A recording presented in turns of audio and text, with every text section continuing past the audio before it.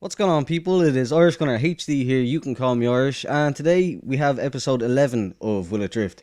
So today's car is the Volvo S60 as requested by Irish Revolution and Apex BKS in the comment section of my last video. So, of course, if you have a request for a car that you'd like to see me do, leave it in the comment section because I will more than likely do it. But yeah, so as standard, this car has 300 horsepower, 295 foot-pounds of torque, and weighs 3,328 pounds after rear wheel drive swap, of course. Take a breath. So yeah, what I was basically, the feedback I was getting from the fellas was that it's a kind of slow, underpowered car that is it's good. Like BKS said, it's well, they both said really that it's good, but it feels really underpowered, and they can't really. You have to be very specific with your tuning to get it to work. And I kind of found that was the same thing. But just to go over this stock build for a second, I'll go into more detail on the full build when that part of the video comes up, obviously. So yeah, as far as stock goes, there's not much role for a change because stock cars, stock bodies and stuff like that, when I pick a car for Will It Drift, they usually bounce and flobber here and there, left to right and back and forward and all. Always a heap of body roll. But that wasn't such the case in this car, which I was happy about. Second gear I found was too short, third gear was too long, so I really wanted to change the gear ratios. And it felt like with 300 horsepower, the power was kind of there, but it could be kind of used better. And it's a great sounding car. I don't know if you could hear it behind me there in the background, but it is a brilliant sounding car. Like, the exhaust, no doubt of it, is awesome. But yeah, for the medium build, so we've got 300 horsepower still, 295 foot-pounds of torque still, and the weight's gone down to 2,604 pounds. Yeah.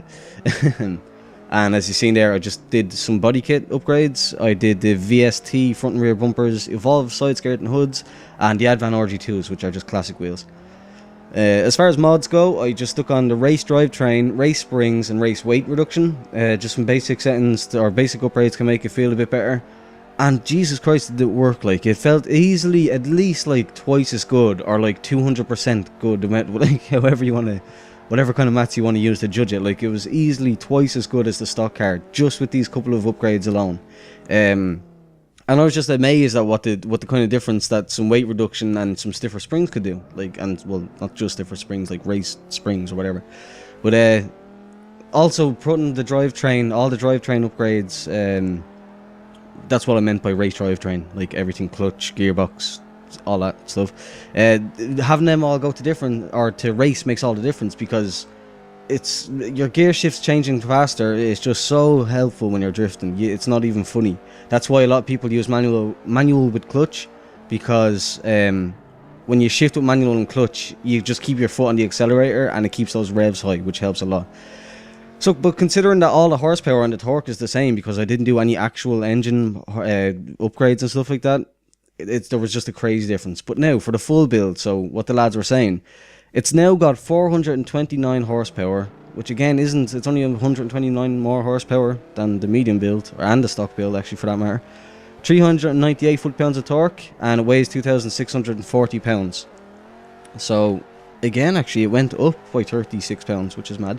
But this is a full build and a full like tune. I spent some time working on the tune, and yeah, right off the bat you can tell that the power, like when you're building it, the power and torque curve in your like upgrades menu thing, you can tell that it's not going to be the best straight off the bat, just because it's not really smooth. It kind of gets to like 2,000 RPM or something like that. I can't remember off the top of my head. It gets to a certain point and then it just shoots upwards, and then it's a straight line kind of thing, which isn't what you want. You want a nice smooth kind of straight line, or smooth curve at the very least.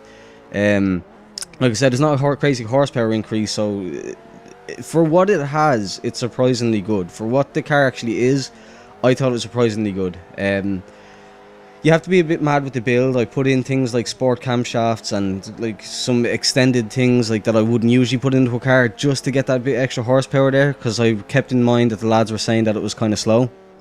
But it links corners fine, it's controllable, but there's always the weird possibility that you're not going to complete the run, like that something could happen, you could lose control. But overall I liked it. I did see where they were coming from, where from the lack of horsepower aspect, and you do have to get the tune right. But the question is, will it drift? And from what I could see, in terms of could I go into an online lobby and tandem with someone in like a normal S-Class S chassis or something like that, yes. The answer is yes. I don't see why not. You may not be the fastest, you may lag behind if their car is especially fast, but if you have two kind of similarly built cars, I don't see why not. They'd be able to get close to you because it's not that fast, and you'd be able to keep close to them, assuming that their car isn't that fast again. So I'm going with yes on this one. It's been the first yes that we've had in a while, which is kind of good. I've had a lot of perhapses and no's lately, so it's good to have a yes again. But yeah, like I said before, if you have a car to suggest, that's a car now that two of the lads in the last video suggested, and it was the very next one I did. So if you have a car to suggest, please leave the comment with your choice of car. That was weird. Yeah, leave a comment with your choice of car in the comment section below, please. And yeah, if you enjoyed the video, please do leave a thumbs up. Subscribe if you're new here. Thanks for watching the video, and goodbye.